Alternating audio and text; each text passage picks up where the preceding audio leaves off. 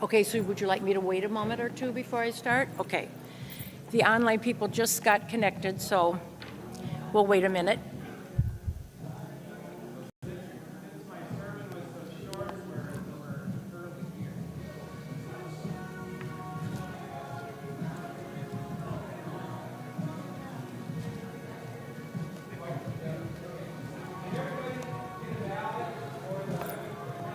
Amendments It or looks like changes. this. Just a Everyone- small little ballot. Right here. If you didn't get that, raise your hand.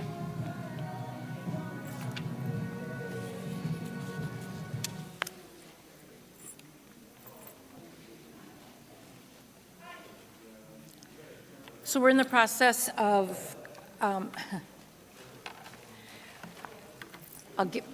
give you some preliminary guidelines here.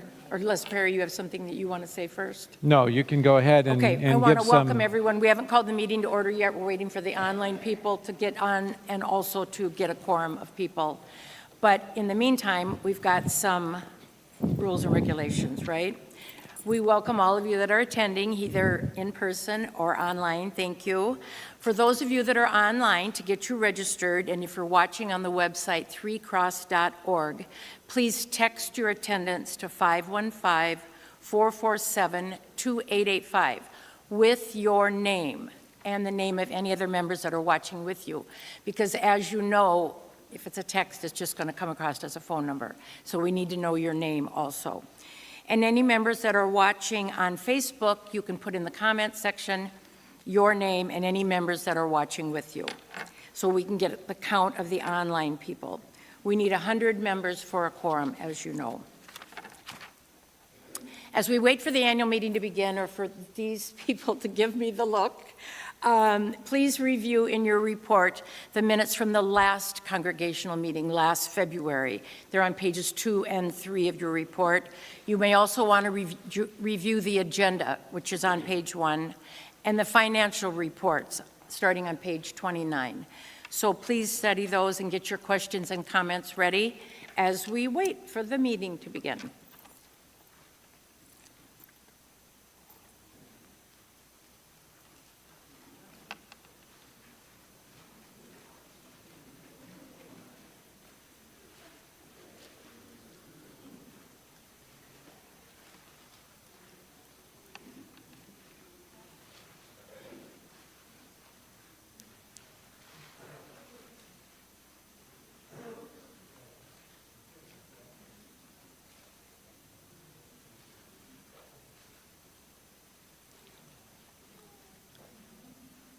Once again, anyone that arrived late that hasn't been signed in the sanctuary, please do so. Those of you online, text your attendance or put it in Facebook comments, please.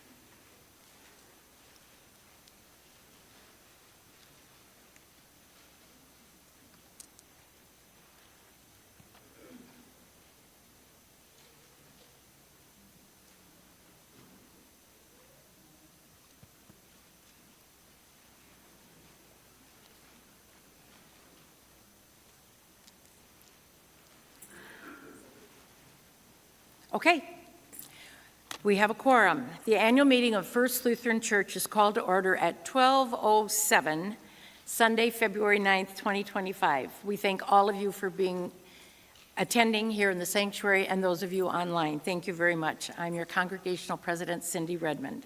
Pastor Brian, would you please begin the meeting with prayer?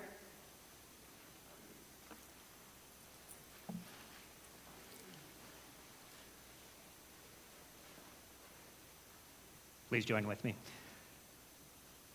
Holy Spirit, you've long been at work in this place and specifically in this congregation of First Lutheran, and so we ask that you continue to be present with us today, guide your work among the people that gather here for the sake of both this congregation, but the people that we serve near and far, that together we might be partnered and emboldened to speak your word of law and with it a word of grace until your kingdom comes. Walk with us each step of the way. In Jesus' name. Amen. Thank you. We ask anyone in the sanctuary who wishes to address the meeting to please stand, and Lenny and Tammy both have microphones, and they will come to you so that everyone in here can hear your question or comment, and also those people that are online will be able to hear them. So please state your name and wait for the microphone to come to you. For those of you online that have a question or comment, please text those to 515-447-2885 with your name, please.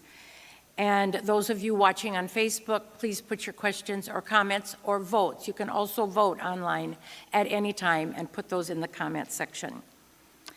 Just so you all know, here in the sanctuary, we have to pause a little bit as the online people are about 20 to 30 seconds behind us. So there'll be some awkward pauses, my favorite things. Please be patient and study your report in the documents in your report in the meantime. For those of you online, just a reminder again, you can ask your questions, make your comments, and vote at any time on all items. The sooner we have your input, the sooner we can tabulate the results. Okay, are we ready? Let's get started. In your annual report, we have a proposed agenda for the meeting. Please turn to page 1. Do we have any discussion on or changes to that agenda?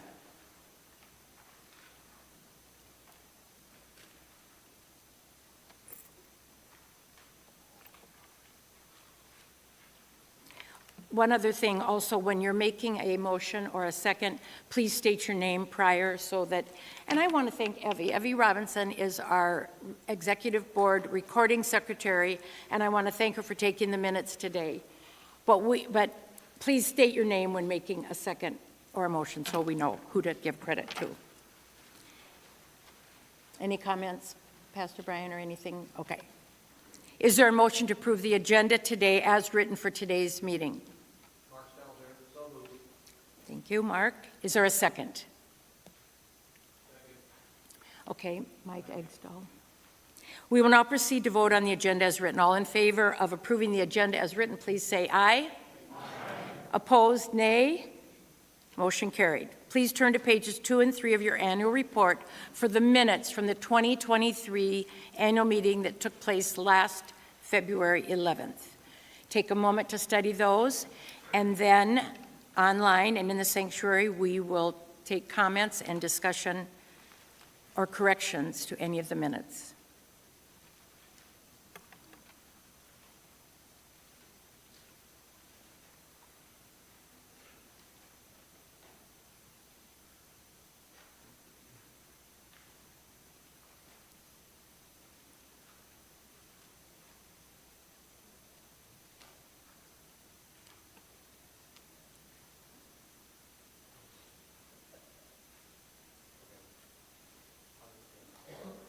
Yes, Mark. Okay, well, let's just do one more thing. So have we given the online people enough time? Okay. All right. Hearing no discussion or changes to the minutes, is there Mark approves the minutes. Is there a second? Peter Redmond. We will now proceed to vote on the minutes from the annual meeting on February 11th of 2024. All in favor say aye. Opposed? Nay? The minutes are approved. Okay, now we'll move on to the old business part. I'm going to give an update on the Columbarium and Three Cross Memorial Garden. You can reference this on pages 2 and 3 of your annual report. We have 47 of 80 niches that are committed. A niche holds the cremains of 2 people in 2 urns. We have 47 of those that have been committed, or 59%. We have 9 of 16 memory bands committed. A memory band might be that you want to be remembered as a member of First Lutheran Church, but you're going to be buried elsewhere. And there are 16 of those around the outside of the Columbarium unit. So we have 7 of those remaining. Also, our columbarium is open to any members of our church or their family members. Please take a moment when you have time and the weather is nice and go out at that and look at that beautiful garden.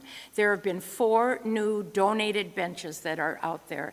A beautiful place to sit and reflect and pay your respects to your loved ones. It's just a beautiful spot. We have gotten the pricing for the next unit, which we're probably a year or two away from that. We are holding our pricing at the 2024 price point, moving into 2025. However, should we need to make any changes to that price point, we will be giving a 90-day notification before doing so. And we have a pet area too, separate from the columbarium. There's a pet area where the cremains of your loved perished pet could be inurned in a biodegradable urn and buried in the ground that would disintegrate over time. And we have 4 pets that are out there right now.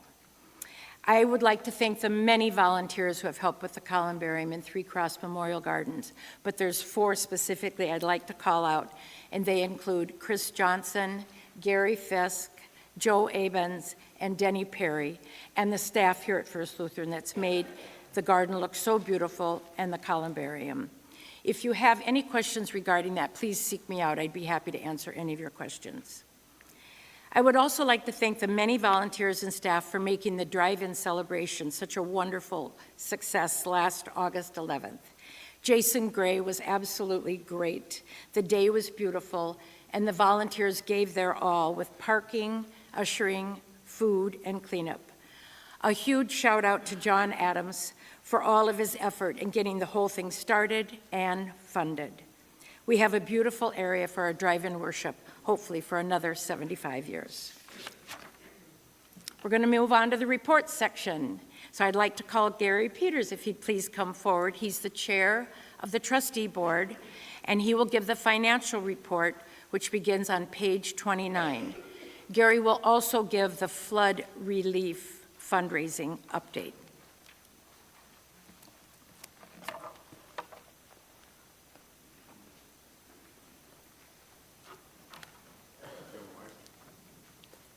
Do you want to use this? You want to stand right here? You can if you want to. I wonder. Good morning.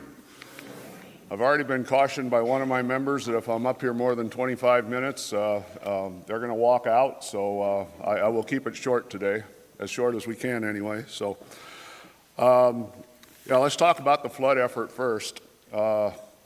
This has been a great year to be part of the financial affairs of the church. We've had some significant fundraising efforts. I think you have to stand close to that. There you go. Stay here. Online's not going to hear you. Okay, all right. I will not wander then. This will make me uncomfortable, but that's okay. But no, the flood raising effort, and big thanks to John Adams for helping with that. And we raised $75,000. And that was split between 3 organizations. One, the Spencer Chamber of Commerce Flood Relief Fund, and the Spencer Community Schools Foundation to help with teachers and all the supplies that they lost. And then the Okoboji Foundation for support for flood efforts up here in our area. So that $75,000 was split between those 3 agencies, and that was very fulfilling to do something like that. That was above and beyond our normal giving. So the other item related to giving, we finished our fundraising for the outdoor service area and the improvements that were done down there, plus the 75th anniversary celebration, and that was another $57,000 on top of our normal giving. And so between those fundraising efforts, we had budgeted having to dip into our reserves a little bit, but due to the outreach, the support that you people all made, we all came out in the black for the year without having to dip into our reserves. So thank you to all, and I think you all deserve a round of applause if you want to give yourself one.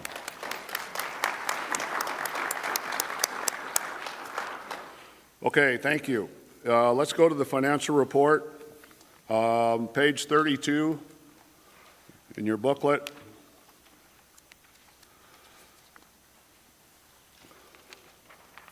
If you take a look at the what's called the balance sheet at the top, our bank accounts that we have, there's only one bank account for those 10 items that are under United Community Bank, they're just subsets of that. People want to keep track of how much money they've received and paid out. So if you total all those up, plus the CDs that we have, it's $468,000 now we have in our reserve moving forward.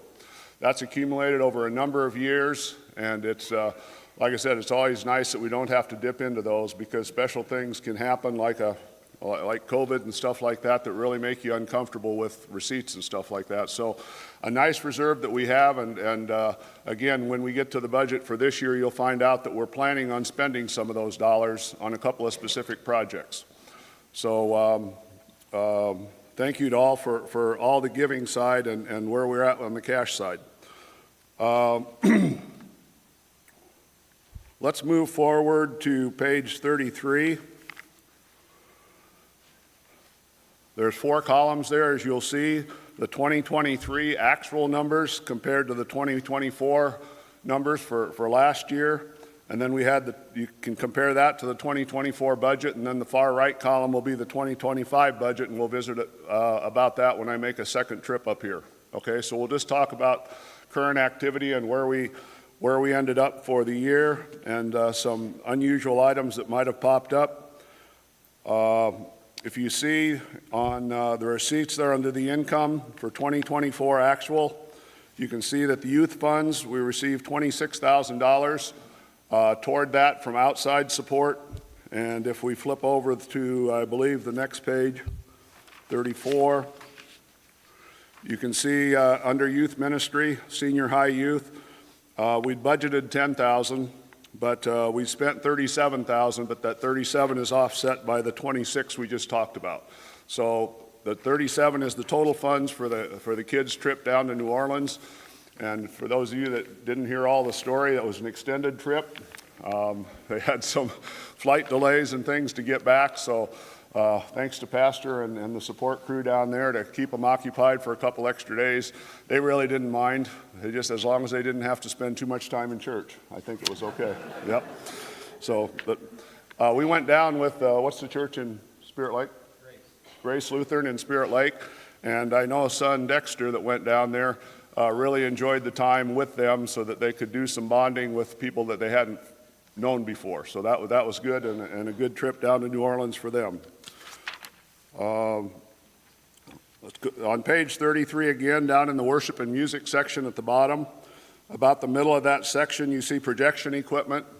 Last year, we budgeted $30,000 toward that, not knowing where we were going to go in 2024, but we did nothing in 24, and we'll talk more about 25 here in a little bit when we talk about the budget for 25. So that was a significant amount under budget there. We talked about youth. Let's go over to page 35. Under building and grounds, gas, electric, sewer, and water, the first 2 lines are always a question mark when we come into a year. And you can see there that we budgeted significantly more than we ended up spending on both of those categories. So thanks be to God on that one, because that one's kind of out of our control. So that was a good year as far as that goes. And you'll see, and we'll talk about it later, the budget for this year we kept where it was last year since we were significantly over, and we feel that should be adequate going into the 2025.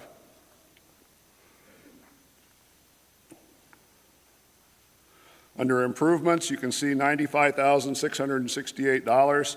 That the line for the budget there is about 3 lines below that for air conditioners for the fellowship hall and some of the drive-in worship stuff, but that's in the category there for improvements in equipment.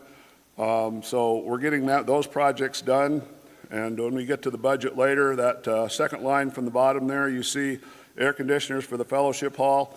We have another $50,000 budgeted for this year, and the unit is still working, but it's probably getting on its last leg. So we budgeted another $50,000 there for potential replacement of that.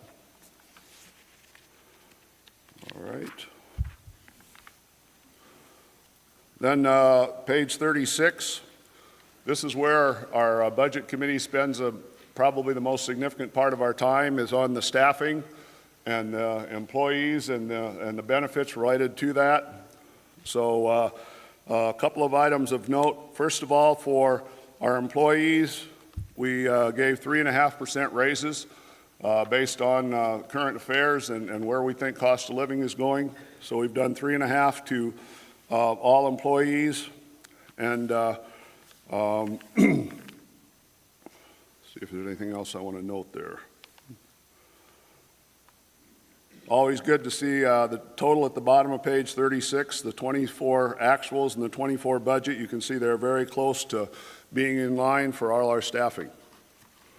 Then if you want to go to other benevolence at the top of page 37, the 143,000 actual compared to our budget of 47, most of that was the $75,000 of flood relief that we were able to give. All right. I kind of went through that pretty quickly, but if you have any other items that pop out and you want to be addressed, we can do that now. And again, we'll deal with the budget later. This is just reporting on the operations for 24.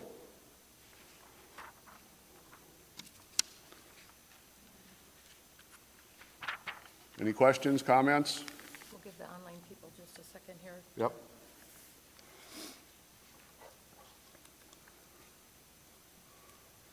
Not to pick on anybody, Gary, but I think we're well on time, so I don't think I'm going to go too long. All right. Any online questions or anything? Count to 15. Okay. Okay, we're counting to 15. We can do it to ourselves. We don't have to do it out loud.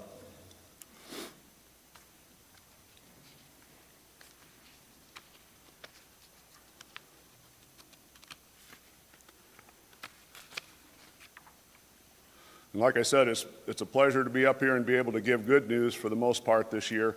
I've probably given, I was counting them up this morning, probably 45 of these in the last 45 years, both between Trinity and Spencer and up here. So I know many of you remember when I'm up here asking for money, and it's just been a blessing here the last few years. We've really done a nice job of rising to the cause when it needs to be done. So I thank you for all of that.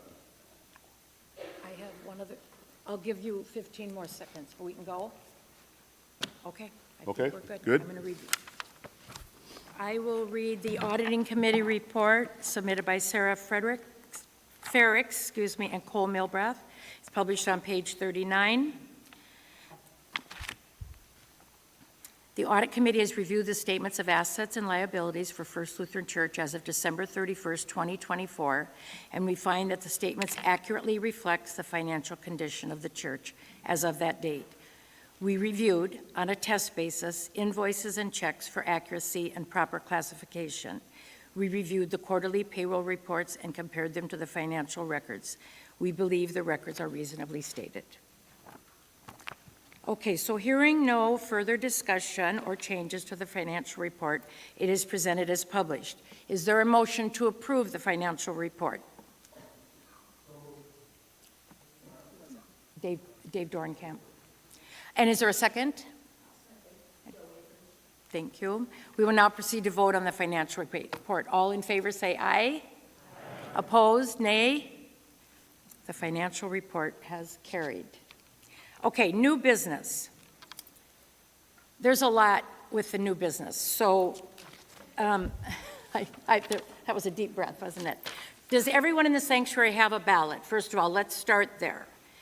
And then those of you online, we have 1, 2, and 3 proposed constitutional changes. So when you're making your votes known, the first constitutional change will be with the Children's Board. I'll go into more detail in a minute. The second one, financial secretary, and the third one, mission team to a board. So you can make your votes known. 1, you vote yay or nay, etc. So for those of you online and want a private vote, you can text your vote to 515-447-2885 with your name attached. For those of you that don't need your vote to be private, you can put it in Facebook comment section. Please vote on each of the 3 constitutional proposed changes. So, here we go. The reason this has to be a written vote is because our Constitution states such.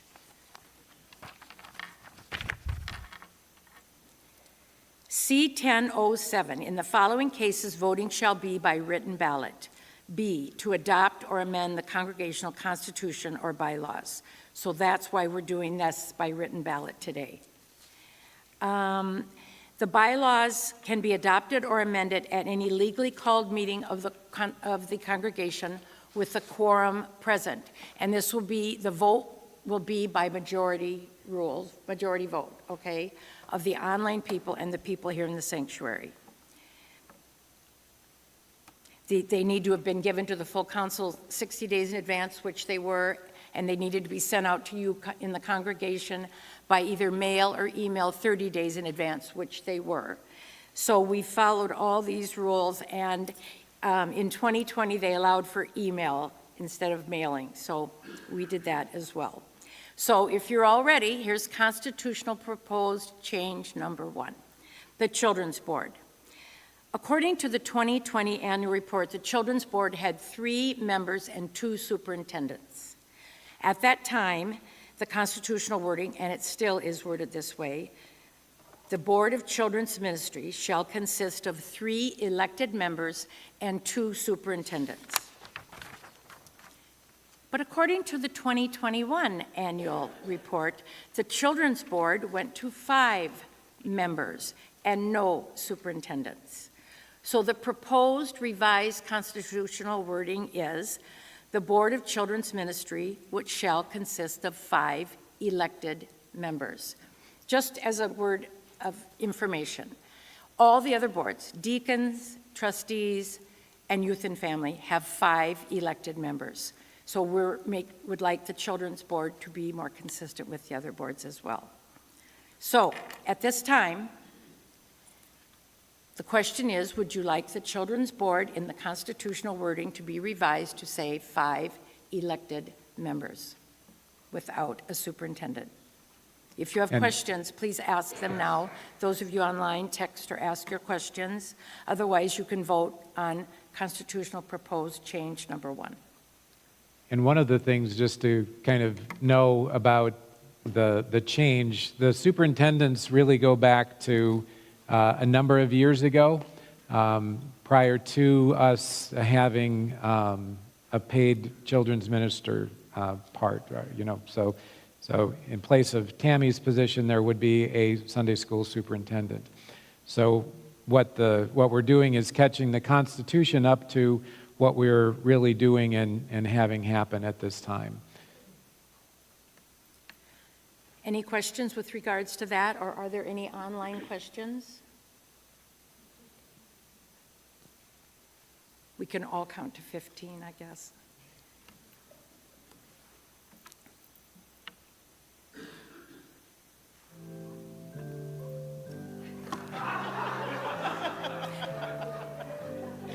I deserve that one.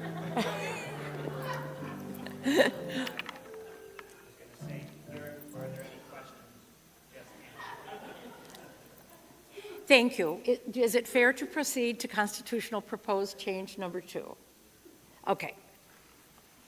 This is with regards to the financial secretary. Let me go back to children's for just a minute. That's a constitutional change. That takes 2 congregational votes. This is congregational vote number 1, and the second vote would be next year at the annual meeting, which is on February the 8th of 2026. That would be, we're going to be voting on it again, and it would change, if it passes today and if it passes next year, it would become a standing board of 5 elected members. There's a lot to all this, okay? But just to be clear. All right, on the financial secretary change, this is a bylaw change. So if this is voted affirmative today, it would take effect today. The current constitutional wording for the financial secretary under bylines 406, the duties of the financial secretary shall be A, to keep a confidential record of the individual contributions made through the envelopes, B, to prepare individual quarterly statements, and C, to provide written verification to contributors for tax purposes.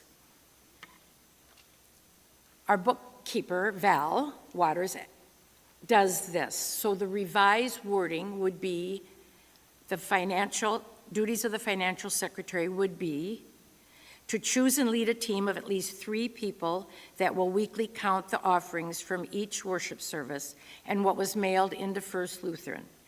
They would verify that the confidential records of each individual contributions are kept, and they would verify that the individual quarterly statements are sent. And finally, they would verify that the documentation is sent to contributors for tax purposes. So it's a verification process, and leading a team of counters is what the change has become. So if there are questions, let's ask those now. Otherwise, please vote on proposed constitutional change number 2.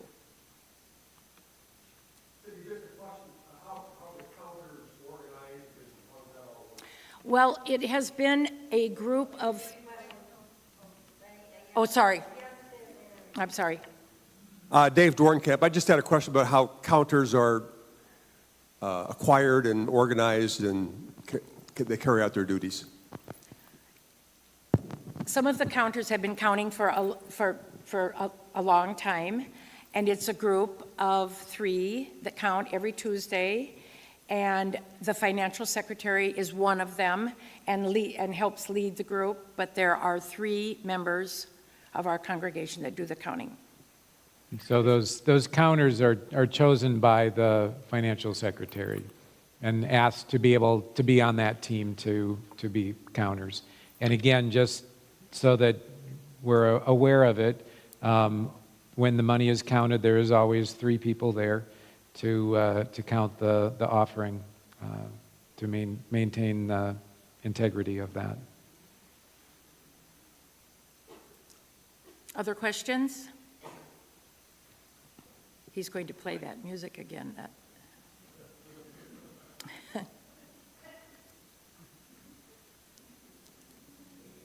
So if this passes again, this would take place effective immediately. Pastor Brian, should I move forward or wait a little bit? Well, wait a little bit. Okay. How's everybody doing? Good. And by the way, I do have a little trivia. I have a lot of it, but I'll just share this one piece. The First Lutheran Church has had their annual meeting on the second Sunday in February for years. But it was 2021 when the NFL decided it was such a great day that they chose to have the Super Bowl on that day too. So it's not our fault. Blame the NFL.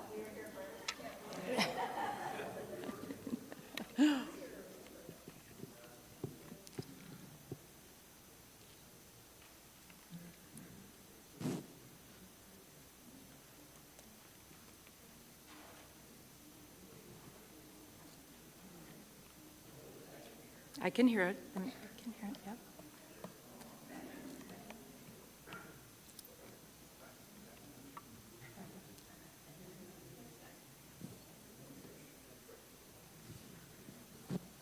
Well, we could do that. At the next break, we'll do that. This next one, the next proposed change is a little longer, so I'm just catching my breath for that one.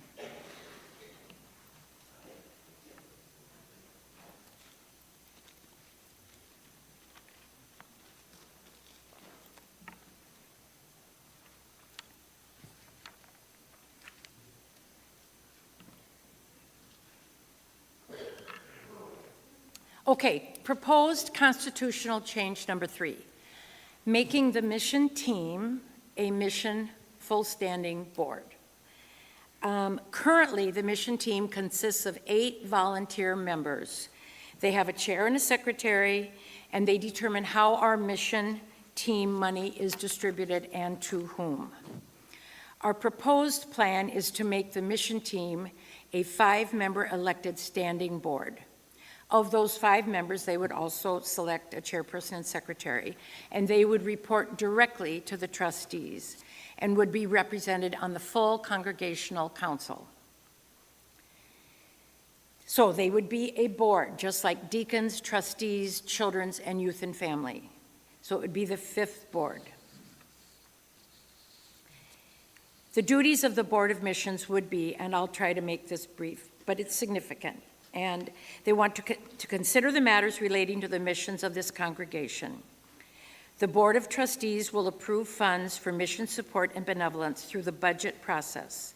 The Board of Missions will coordinate the distribution of these funds. To regularly communicate descriptions of the mission ministries to the congregation. To regularly invite participation in mission ministries from the congregation. To regularly communicate the outcomes of mission ministries. To regularly evaluate mission ministries and explore new opportunities.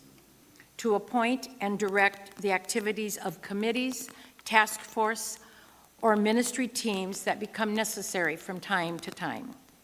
To foster relationships with missionaries and support them. To consider matters relating to the needs of the sick and the needy. To elect from its membership a chairperson and secretary. To conduct meetings not less than once per month.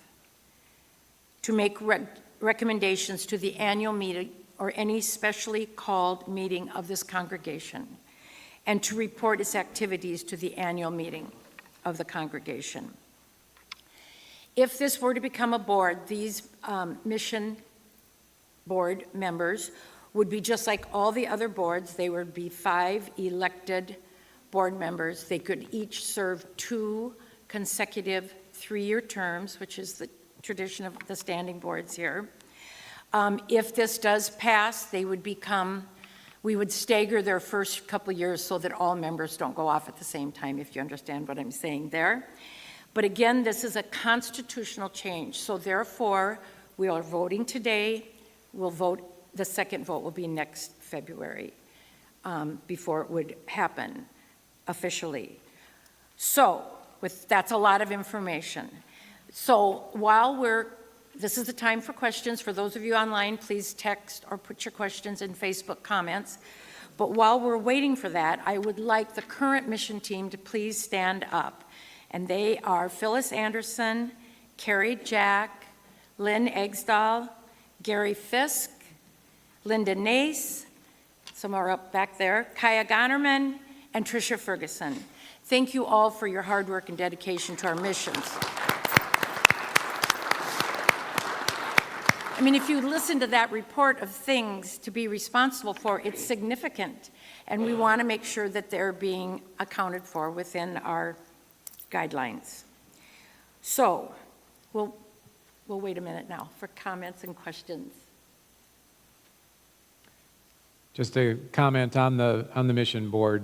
I mean, as time has gone by, we as a congregation have given away more and more money, and so it becomes a fairly substantial amount of money that is being dealt with, and we really felt it would be a good idea to have that be an elected board, and to have that representation on our council, full council.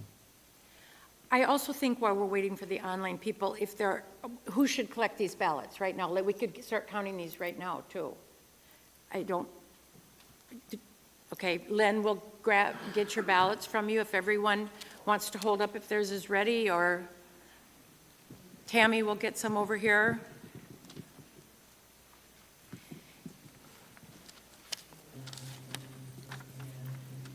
I'll hand yours out, Evie.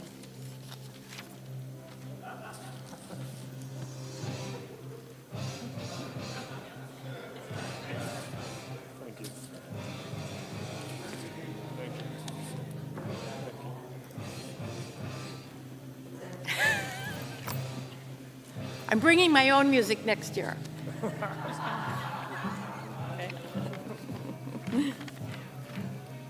But we do have a couple of things to discuss too while we're waiting for these votes to come in. So, if it's okay with you, Pastor Brian, are there any questions right now, or I couldn't? Okay. So while we're waiting to get these counted and for others to come in online, Pastor Perry will now come forward to give us an update on the parish nurse position. Would you like to be here? Okay. since I have a portable mic, I can stand and walk around. So, faith community nurse. One of the things that we have looked at over this last year, and especially me, I guess, is to look at how we as a congregation can help our congregants be healthier, to be better in body, mind, and spirit. And so one of the ways to do that that we're looking at is the community or faith community nurse. So there's a page in the back, I believe, that gives, that is on the back table that you can pick up, that you can learn a little bit more about this. But a faith community nurse would function under specific professional standards and a scope developed by the American Nurses Association and Health Ministry Association. So this would be a nurse that would be trained, that would follow some certain rules and guidelines. This nurse would be an integrator of faith and health. So it would help to promote an understanding of the relationship of body, mind, and spirit. Would help with prayer, be present at times for people who are ill, active listening. Would potentially refer other members to the ministerial team, help with visitation to homes, hospital, and nursing homes. Be a health educator, so would focus on a variety of health promotional activities for all ages with the parish, potentially developing group education programs related to health. Personal health counselor could discuss health issues and concerns with individuals and families. So if there are people that are ill, or that when Pastor Brian and I go visit someone and somebody might need some advice, the parish nurse could visit with them. To help parishioners explore ways to cope more effectively with physical problems, emotional struggles, safety concerns, stressful life transitions, and would be able to help with to refer to appropriate healthcare providers or healthcare system, to assist parishioners in understanding diagnosis, lab results, or medications. Parish nurse could also work as a referral advisor, serving as a liaison between parishioners and resources within the parish community and the healthcare system. Parish nurse could also work in terms of advocacy to promote different health activities going on. Developer of support groups to assess the needs of various groups within the congregation, and might help with to facilitate disease-specific support groups and/or grief or loss groups. Facilitator of volunteers for health and wellness. So maybe assist with first aid training for ushers, education for congregational home visit volunteers. So there is quite a few things that I think a parish nurse could help in terms of our congregation. Parish nurse would be an extra contact point that we would have with congregational members. So over the next several months, we are going to try to ask some questions to keep this in front of you. If you have questions or thoughts or concerns about this, please contact me and let me know. What we are kind of hoping is that towards the end of the year that we might be able to hire a parish nurse that would be a part-time parish nurse to see how that would work and go. We would like to have a health and wellness committee. So if you are interested in health and wellness, let me know and I'll get you on that committee. And that would be the committee that would try to help us to understand what we would want the parish nurse to be doing. And so, like I said, we are looking at hiring a part-time parish nurse. Any questions on that? There was a situation that came up about a week ago that a parish nurse would have been a perfect fit to help us navigate through. So I think it's a really good idea myself. Okay, questions? Oh, online questions, sorry.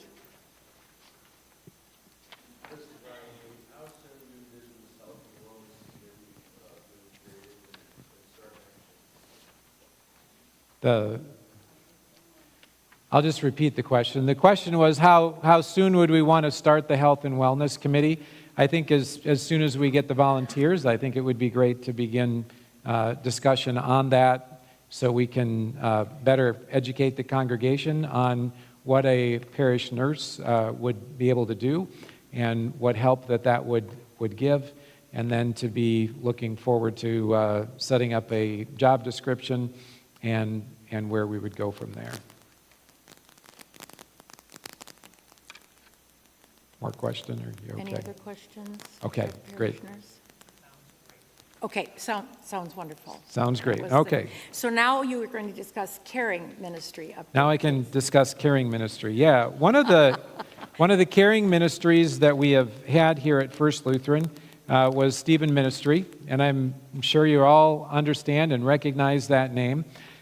Stephen Ministry has been around for a long time, and we have been a partner in that ministry for a long time also. One of the things that has happened is the world changes, and the way that the amount of time that people have to do things and to volunteer seems to become less and less. And so it was becoming a strain to follow all the rules that Stephen Ministry has currently. So we have found a different ministry that is very similar, that has the same ideals, same caring type of ministry, and it is called Befrienders Ministry. And so our three leaders, Carol DeShepper, Carol Platt, and Tammy Carr, are all receiving training for that, and will be trained shortly, and will be training our caregivers, and so that will be happening shortly. So we won't be seeing Stephen Ministry banners or advertisements anymore, but it will be Befrienders, and that lessens some of the training that we will have to be doing. Stephen Ministry had 50 hours of training for caregivers, and that will be dropped down, I think it was to 20. So it will make it easier for people to become caregivers. Any questions on that? Can we call it Befrienders right now? Or do we have to wait for training, or Yeah, can we can refer call to it as we can call Befrienders? it. Yeah, Okay. we can call it Befrienders. Okay, wonderful. Questions with regards to Befriender Ministry?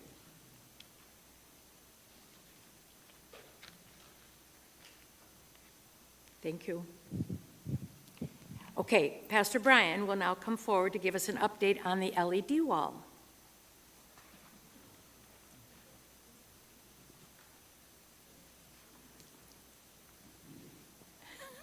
The conversation in my ear is about a minute and a half behind the one in the room, so I was listening to that and catching up here. Anyway, as you can see, changes already.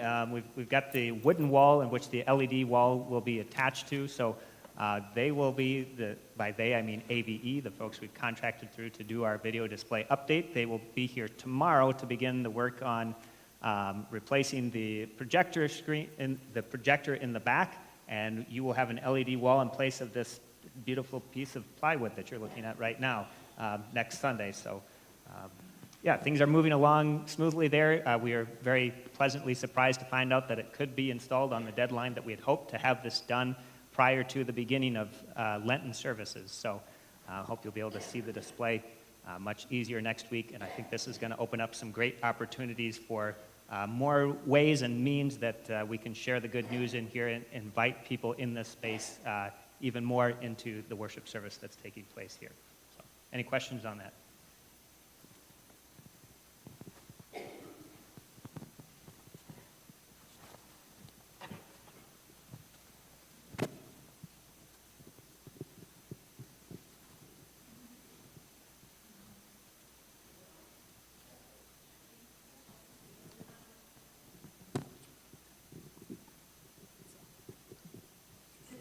Pastor Brian, I guess it's not, now it's working.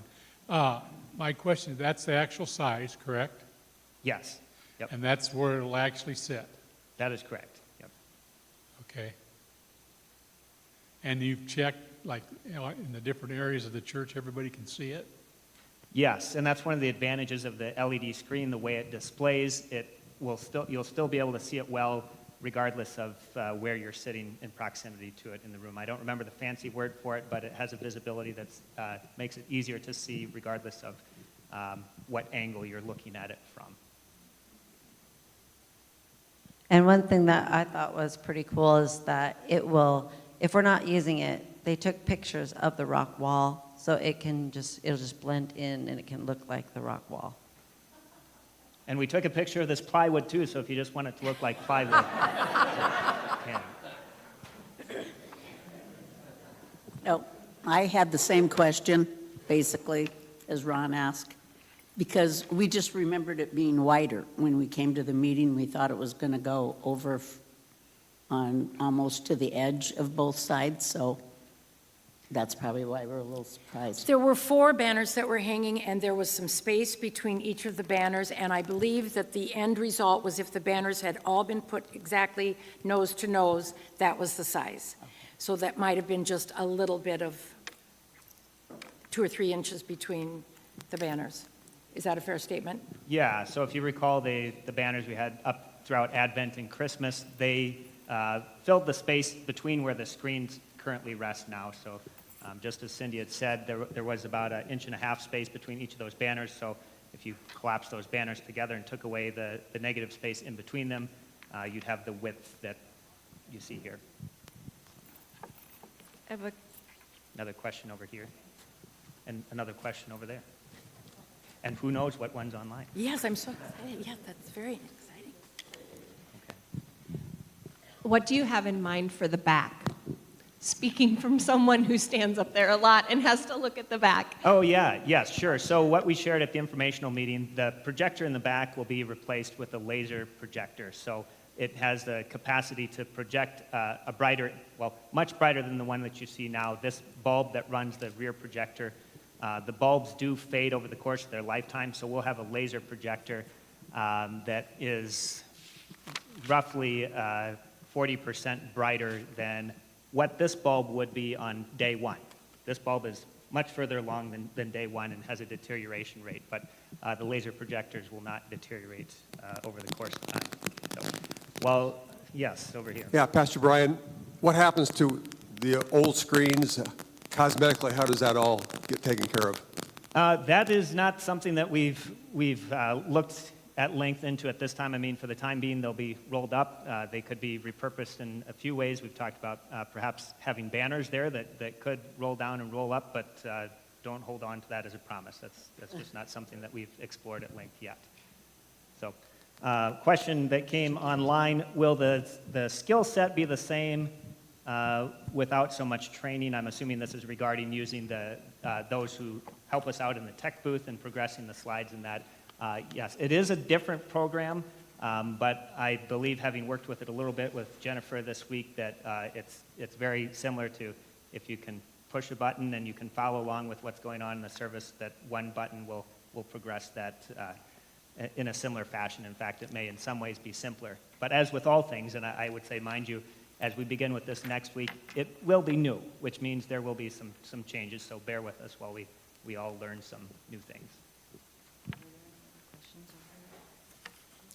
Any other questions with regard to any of those things? Otherwise, I have the tabulation of the ballot for the constitutional proposed changes. Are we good with online people too? I don't have any more text. Okay. Take a quick look online here. Okay.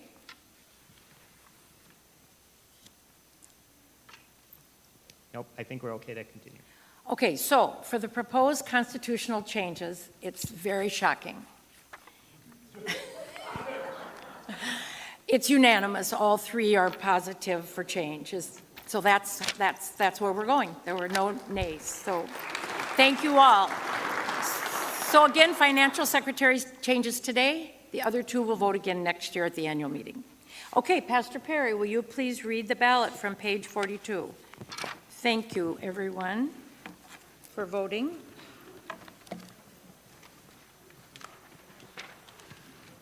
Do you want to sit here? There you go. And over here, and then I can use this one. I'm willing to share. That's okay. So for our ballot this year, for treasurer, we'll have Brett Ferguson. Board of Trustees is Nancy Wirtz and Emily Rossman. For Board of Deacons, Joseph Prouty and Tammy Harrison. For Children's Ministry, Megan Karstens, Danielle Fassler, and Keith Wirtz. For Youth and Family Ministry Board, Shelby Evenson. On the nominating committee, which is really the people who are going off, and they assist in helping with finding new people for next year, Rosalise Olson, Tricia Ferguson, Delmer Lee, and Heath Jacobson. For Synod delegates, these are not in your book, but we did get some more there, so we would vote for 4 there. Marcia Young, Al Hicks, David Nace, and Linda Nace. St. Luke's delegates, Norm Olson and Judy Olson. And then Ingham Camp delegates are Mary Toonhorst and Judy Valen. So that would be our ballot at this point, and Cindy will take any nominations from the floor. Yes, I will. If there are any nominations from the floor or online, please let us know now.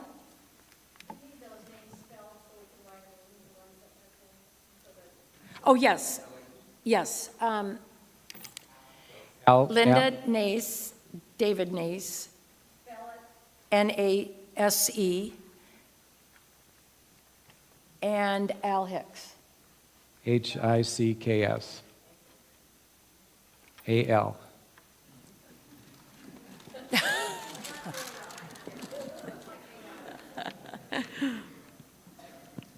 Any nominations from the floor? Any nominations from online?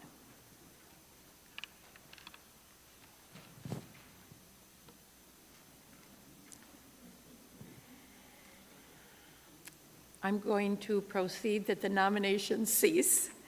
All in favor of nominations ceasing, say aye. Opposed, nay. The nominations are closed. Hearing no nominations from the floor, is there a motion for casting a unanimous ballot? Kari Heimdahl. Is there a second? Okay. Arnie Rasmussen. Arnie Rasmussen. We will now proceed to vote on casting a unanimous ballot. All in favor, say aye. Opposed, nay. We have casted a unanimous ballot. All right. So, Gary Peters, I'm going to call you to come forward, please, to discuss the proposed budget for 2025. And that begins on page 33. The budget has been approved at the full council's meeting on January 21st.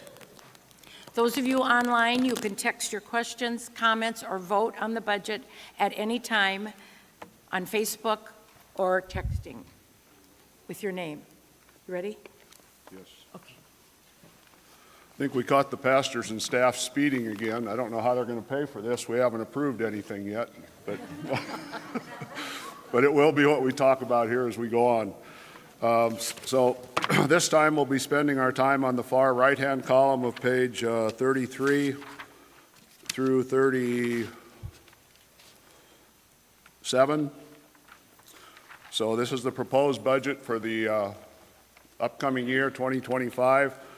And just while we're on it, let's jump to it. In the worship and music section, down at the bottom of page 33, you see about halfway down again, you see projection equipment, and you see the budget for 2025 at $70,000. That's approximately 60, just a little bit north of 60 for the projection equipment itself, and 10,000 for computer equipment, et cetera, to get it mounted. Probably that expensive wood is probably in that budget as well. So, but one of the questions I had is kind of that you know, when the sun shines on the current screens, we had that question when we made our presentation. What's it going to do? Nothing. If you think the way I think of the LED wall is me sitting down in Lincoln watching the football game, and that big LED screen doesn't matter where the sun's at, what's going on. It focuses and everything is fine. So don't worry about that like we had to on the side screens. And like pastors both said, these bulbs are weakening big time because when we originally budgeted the software for these screens, you budget based on brightness, and it should have gone through right through the sun. Does not do that anymore. So the reason we're talking about doing this is exactly why we're here. So any question related to the LED wall? Pastor Brian's already made his presentation, but anything else on the financial side?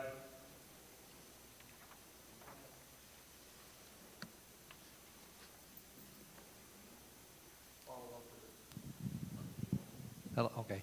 Follow up to the back wall that we, from the front, get to read and not read. Was there consideration of getting LED on the other end also so that it's completely done, or was that cost prohibitive, or what made that decision? That was part of the discussion, was cost related, yes. And probably the need for that, it can be satisfied through that laser projector that Pastor talked about as well. So yeah, we did talk about that, and cost would be one of the reasons for sure. Yep. Okay, can we move on from the LED wall? It will look better than it does today, I have a feeling, so, okay. All right, let's go to the top of page 33. Our income budget is driven by our expenses. So to fulfill the budget that we're proposing this year, you can see the top line. The 2024 budget was $690,000. And the 2025 budget is $750,000, so it's about an 8.7% increase. So if you want to kind of factor in your head, what are we going to need to make this budget work? And again, we're not paying for everything. We're going to dip into reserves, but we'll talk about that shortly. And one of the items is right here. We talked about what do we do with the screen? Do we finance it? Do we borrow the money? We have the money. So we talked about loaning it to ourselves or just paying for it. So part of what the reserves will be used for is the payment of the LED screen. So there will be no financing related to it. We have the funds available to pay for it. All right. Let's move over to page 35. Buildings and grounds, you'll see some fairly significant size numbers in that 2025 budget column. Church maintenance, we have $40,000 budgeted there. 20 of that will be dipping into prior year's funds to do some general repair and painting in the church. We've got some carpet issues that we want to address and some painting issues to freshen the place up. I always think of this as being a new church. It does get a little bit of age on it, and we do have to start paying attention to some of the upkeep on a regular basis. So $20,000 is there for just general maintenance, but $20,000 is specifically for those type of projects, and that again will come from our reserve funds. All right. Then insurance, I just want to point that out. $16,000 was our budget for 24, and we've upped that to 20. If anybody knows what insurance rates are doing lately on the commercial side, we thought we'd put a significant increase in there. And if we're high, that's great. Okay, but that's why you see that increasing quite a bit. Grounds maintenance, we're going to have our spraying of the grass and green areas done by an outside company this year, rather than on a volunteer effort by a couple of our members. So that's the reason for that $2,000 increase in the grounds maintenance. And then second from the bottom in that section, you see air conditioners for the fellowship hall. We have one air conditioner left that we haven't replaced up on the roof, and according to Lenny, the days are numbered.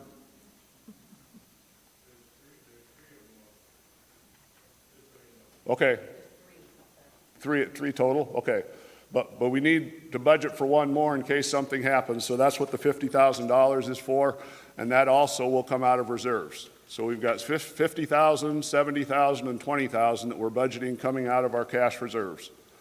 So if you want to flip to page 37, while we're on the topic, you can see the income to expenses. We budgeted $137,000 more to spend than we anticipate receiving, and that's going to be covered by pulling the $140,000 out of reserves if we need to. We did this last year as well, but like I said, through the giving efforts of all of us, it worked out. We didn't have to dip into our cash reserves. So we'll just play it by ear, but know that that's our plan, that we're not planning on everybody giving to cover all this year, but we will be willing to dip into the reserves for that. Okay, then let's turn to page 36. That's our staffing area.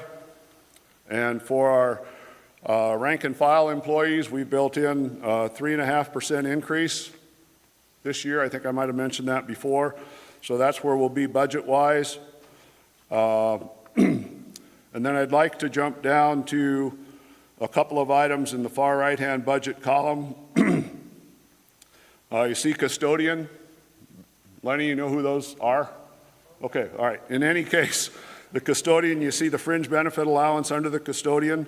There's $3,000 for 24 and $3,000 for 25. That should have had an increase budgeted. So if you want to make it look official and you have a pencil out, just go ahead and change that $3,000 number in the far right column to $3,600. We'll have a 20% increase in our fringe benefits. We're helping subsidize those to some extent for all our employees now. And then 2 lines below that, the Christian Ed coordinator, Tammy, 1875, increased that to 2250. Those were omitted by mistake. And then one more is the coordinator of volunteers. Anybody know Ann? Okay. Her fringe benefit allowance will go from 900 to 1,080. So if you want to make those 3 changes, we'll get those changes updated, and what approved today will have those changes in it. Okay, those were just oversights as we went through the budget. Okay, and then you can see 4 lines from the bottom in that section, the 7,500. Pastor Perry visited about that as far as the parish nurse is concerned. It's going to be a part-time position at some point, and we don't know at what point in 25 we can get that going, but we've at least got a token amount in there to start covering the cost of the parish nurse if we get that project done. So we have considered that in the budget. All right, probably lastly and most importantly, the pastor salaries. We spent significant time and effort a year ago with our compensation committee evaluating the duties of all our employees, and we included the pastors at that time. But you heard Pastor earlier on today saying that there's a shortage of pastors out there, and just being a little bit of a businessman, I know that if there's a demand out there and there's dollars involved, at some point it's not going to matter what the Synod guidelines say. I think there's going to be some poaching going on because these congregations have money. Okay, they just don't have pastors. So I'm concerned about that happening, and I want to make sure we're taking care of our pastors as well as we can, but still paying them fairly in accordance with the Synod guidelines. And that was our purpose here today. So that you see some increases for both Pastor Perry and Pastor Brian. We want to do what best we can to pay them what we think is fair at this point, and hope that my assumption of poaching doesn't happen. But it's just the way supply and demand. You know, if there's a demand for these people somewhere along the line, people are going to start asking questions. So I want to make sure we're making the best run here that we can. So we went to the Synod guidelines for both pastors, and it's age-based, not age-based, it's experience-based, so number of years in the profession. Yeah, age-based, you might be in trouble. Yeah. He's having a birthday. Yeah, that's right. Tomorrow you'd. All right. So it's experience-based, number of years in the service, and it's a range. It goes from like 16 years to 20 years and 21 years to 25 years, so they're big brackets, and there's a range, there's a minimum amount, and there's a maximum amount. And the committee wanted to make sure that we were in the, at least considering the range and being closer to the high end than the low end. So the raises that we budgeted in here for the 2025 year get both pastors up to what we think is a fair amount as far as Synod guidelines and what we can/want to pay. So our budget committee spent a lot of time talking about this, and these are the results we came up with. And when you see the numbers here, you can see that, let's just take the line, Pastor Perry, the salary lead pastor, $51,350 is a budget. Then you go down about 5 lines and you see a housing allowance of $51,350. The housing allowance, according to the Synod, should be an extra 30% on top of their payroll. So between those two lines, the pastors can allocate that any way they want to, but then they have to account for the housing piece for tax purposes. So one of the reasons we do this is that we're approving the allocation that they've requested. Okay, so for like Pastor Perry, he's saying half of my total budget I want to go toward my housing allowance, because he does not pay any Social Security tax on that if we budget to the housing side. Okay, but he's responsible for doing that, but the government requires us to approve it in a meeting, and that's what we're doing here today too. We've done this every year. We might not have dove into it quite as deep. Okay, how am I doing for time, Gary? Still okay? All right. Then Pastor Brian, same process. We went through and evaluated his position, number of years in the service, and making sure that we're in line there. So when you see those increases, and just know that we've spent a lot of time and effort doing that, and that's the reasons we did what we did. So, any questions there?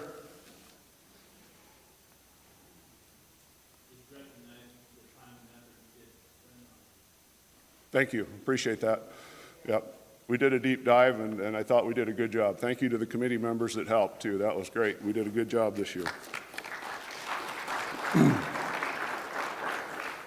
A comment from Divagi online, just a reminder that Synod guidelines are not based on titles, but years of experience only. Right. That's correct. Yep. Did everybody hear that? Okay. All right. Good. Okay, I think that's my budget highlights. Like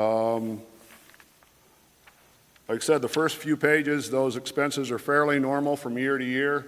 So we spend time on them, but not near as much as we do on the staffing and employment issues. So any other questions? Otherwise, I'll turn it back over to Cindy. Thank you. Thank you, Gary. Appreciate that. Okay, so we'll give a minute or two here for the online people to ask questions, or if any of you in here have any more discussion on the proposed budget, please speak up.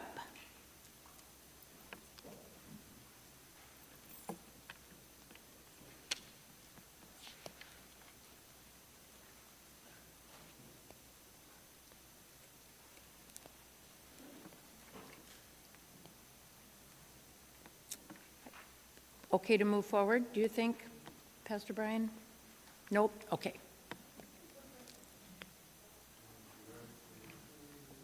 Happy birthday to you. Happy birthday, dear Mary. Happy birthday, dear Mary. Happy birthday to you.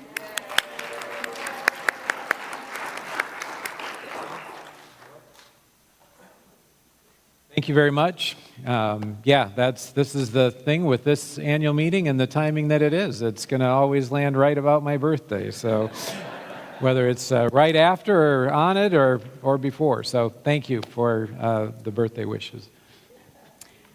Okay, is there a motion to, happy birthday. Is there a motion to approve the budget for 2025? Tammy Harrison. Thank you. Is there a second? Christina? Yeah, thank you. We will not vote on the proposed budget for 2025. All in favor say aye. Aye. Opposed? The budget motion has carried. So this is a great opportunity for questions. Those in the sanctuary, please raise your hands and a mic will be brought to you. Those of you online, please indicate your questions with text or Facebook. And I'm going to get the party started because I have a question and I'm asking for a friend. And the friend is in the room. And how important, we don't want to deter anyone from attending the annual meeting, but how important is the sack lunch to have for everybody? Is it a deal? Do we like it? Do we like it? Do we not care? Okay, that's pretty split evenly. We'll take that into consideration for next year. Thank you. The next question I have is in regards to RAGBRAI. As you know, RAGBRAI is coming through Milford. They'll be here Saturday. they'll be here Sunday afternoon, July 19th, and leaving Monday, the 20th. We are putting together a planning committee to help us plan whether we want to have a meal possibly on Sunday evening served to them, or possibly a prayer breakfast Monday morning to wish them well on their bike ride, or possibly allowing camping on our campus. So if you'd like to be on the committee, please let the pastors or myself know, because we would love to have you, and we're going to get rolling on that real soon. So now, other questions from anyone else? Is that a yes? You want to be on the committee? Okay, roll it on. Okay, here we go. Would you like to recognize the staff? Yes. Okay.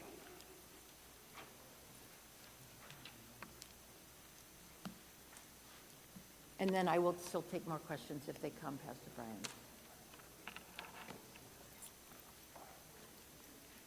I'll bring my list up so that I don't forget any of the staff. So we'll start with Pastor Brian.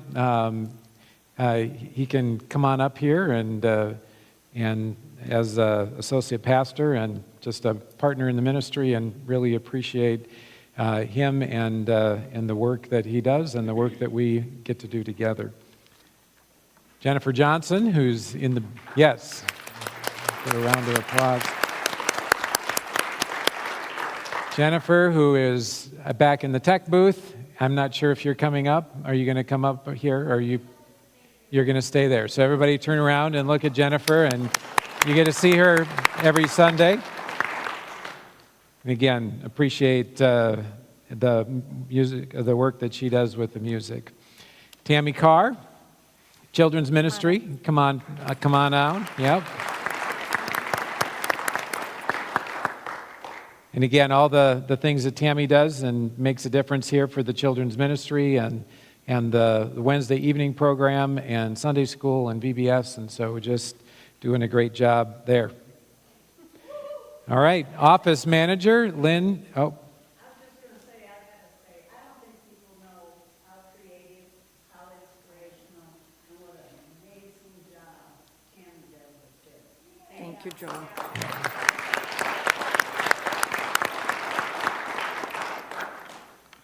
Lynn Eggsdahl as office manager, and we really enjoy having her here and all the hard work that she does. Appreciate everything she does also. And I'm just going down the list. So Bruce Liu and Lenny McNay as our custodians. They keep the building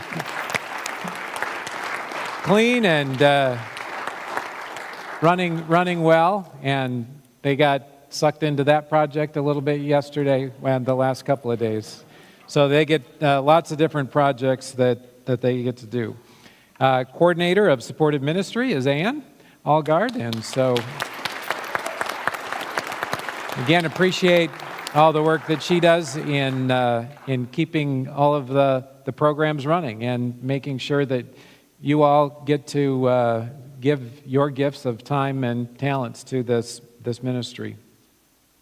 We've got Val Waters as bookkeeper, and I don't know, did Diane leave? And Diane McMillan is assistant to the bookkeeper, and so we thank Val and Diane for keeping all of our money straight and continuing to write checks and to cash our checks. Come on down. Come on. I won't bite. All right, John Adams, and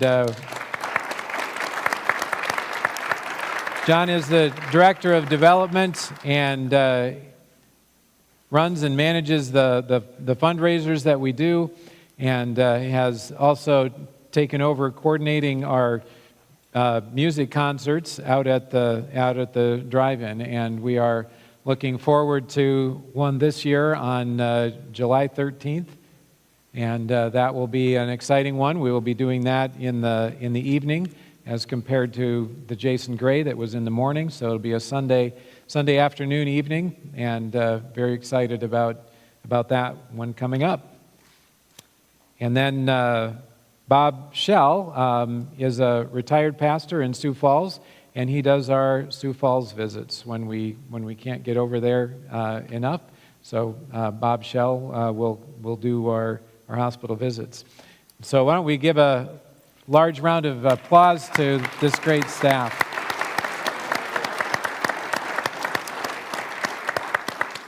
It's a blessing to work with them all, and just a great staff to be working with. So really appreciate them. Likewise, I just want to say quickly, I really appreciate Pastor Perry too, and sharing common ground with him, and what I would say are complementary differences. I'm grateful for my sake, but especially for yours. So thank you to Pastor Perry as well. Yes.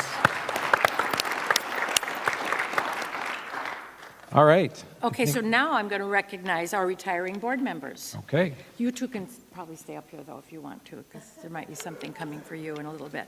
So we're recognizing our retiring board members whose terms have come to an end, and if they would please come forward if they're here. Emily Rossman as treasurer, Delmer Lee as trustee, Rosalise Olson from the deacon board, Tricia Ferguson and Adam Van Gorp from the Children's Board, and Heath Jacobson from the Youth and Family Board. We thank each of you, those of you online, and yes, and Emily. But, stay up here, Emily. Just stay up here. Stay up here. Yeah. We thank all of you for sharing your time, talents, and treasures with us. You've done a wonderful job representing First Lutheran Church. Okay, don't go anywhere. Now, I want to recognize all the board members. So would the current and newly elected board members please come up and stand by your person with the paper that you represent, whose board. So there you go. Thank you. Thank you all for coming up with your piece of paper. I appreciate that. Perfect. I don't think I have a piece of paper, but maybe. Oh, I do have a piece of paper. Yes, I do, Evie, I do. No, I don't, sorry. Here, Evie, I do. So we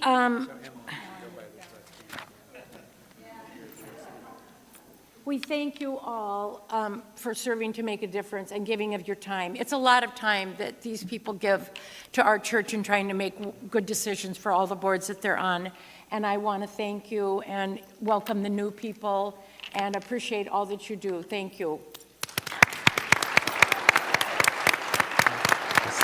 Oh, yes, I'll use it next week. You can stay or go. It's up to you guys. We're almost finished. We're going to keep it rolling. We're keeping it rolling.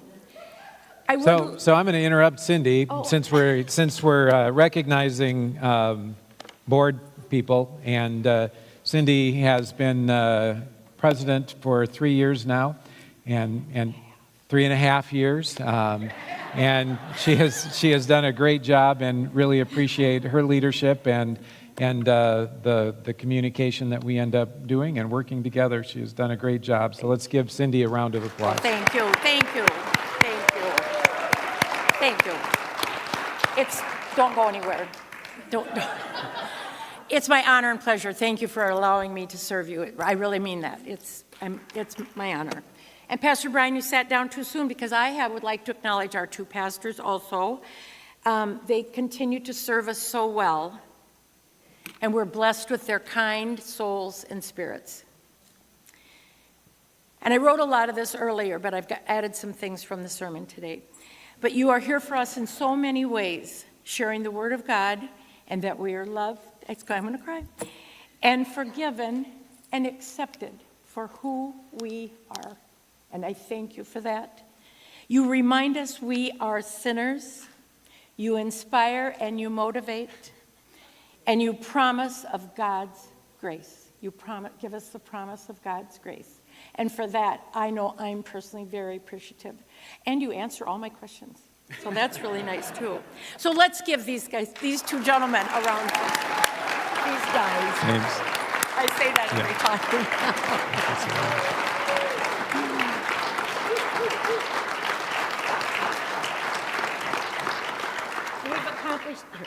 We've accomplished a lot as a congregation, and we're stronger together as a team, and so I appreciate all of you being here. It's gone long, but let's just take a moment where we're all standing and end this with the Lord's Prayer. Our Father, who art in heaven, hallowed be thy name. Thy kingdom come, thy will be done, on earth as it is in heaven. Give us this day our daily bread, and forgive us our trespasses, as we forgive those who trespass against us. And lead us not into temptation, but deliver us from evil. For thine is the kingdom, and the power, and the glory, forever and ever. Amen. This meeting is adjourned at 1:28. Thank you all. Appreciate it. Thanks, online people. Thank you for being here. Thanks, everyone. Thanks for speaking from your heart. That was really nice.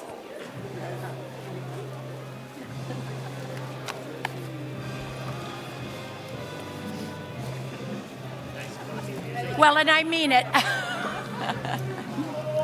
Thank you for all your help, and I'm sorry that it goes so swiftly. But I like the music. We can do that again. I got one more go around. This is Pat and Jennifer. Okay. Okay.